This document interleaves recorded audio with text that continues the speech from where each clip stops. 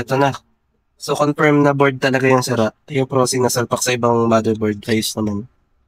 Yung board talaga no power. So, ayan. Nagdala tayo ng pamalit. Pero before nyan, ayan. Ayusin muna natin sa loob yung CPU bago isalpak yung board.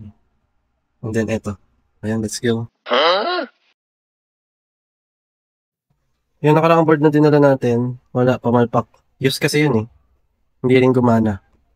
Pero, tested naman na to na nag-work yung process. So, ayan. Nagdala tayo ng brand new board.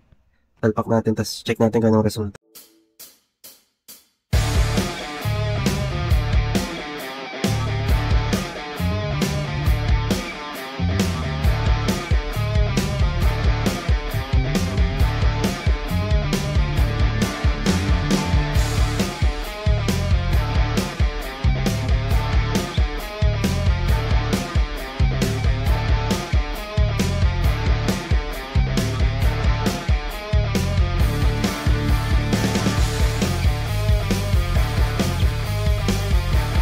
Ayan, okay na.